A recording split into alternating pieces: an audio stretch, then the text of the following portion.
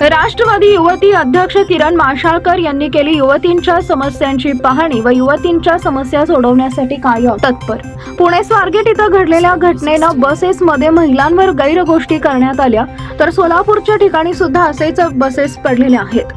बुर्ला कॉलेजच्या समोर परिसर असलेल्या ठिकाणी कित्येक वर्षापासून बसेस पडल्या आहेत आणि त्या ठिकाणी काही वेगळ्याच गोष्टी होऊ नयेत यासाठी अगोदरच ॲक्शन घेण्यासाठी राष्ट्रवादी युवती अध्यक्ष किरण दीदी माशाळकर यांनी कॉलेजच्या मुलींच्या समस्या ऐकल्या आणि त्या ठिकाणी वेगळी काही गोष्ट होऊ नये यासाठी प्रशासनाला विनंती केली की लवकरात लवकर बुर्ला कॉलेजच्या समोरच बसेसची व्यवस्था व स्वच्छता केली पाहिजे, अन्यथा आम्ही ॲक्शन किंवा कॉलेजच्या सर्व मुलींना घेऊन आंदोलन सुरू करू।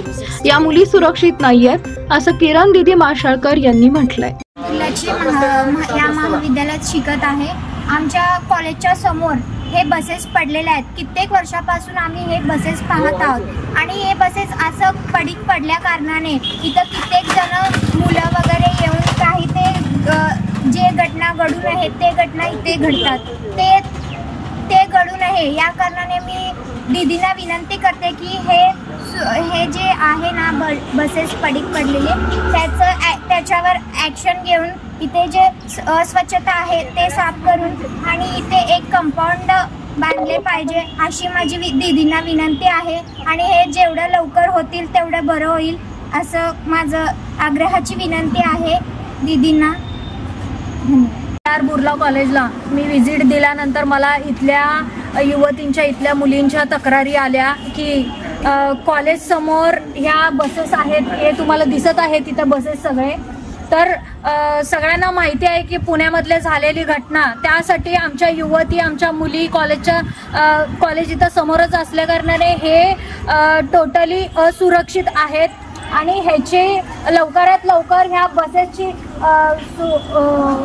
स्वच्छता केली पाहिजे। इथं आमच्या मुली सुरक्षित नाही आहेत आणि ह्याचा लवकरात लवकर डिसिजन घेऊन काहीतरी केले पाहिजे। मी प्रशासनाला विनंती करते की ह्याचा लवकरात लवकर ॲक्शन घ्यावे, नाहीतर आम्ही सर्व कॉलेजच्या मुली आंदोलनाला मैदानात उतरू आणि आमच्या पद्धतीने जसं आम्हाला ॲक्शन घ्यायचं आहे आम्ही त्या पद्धतीने निर्णय घेऊया।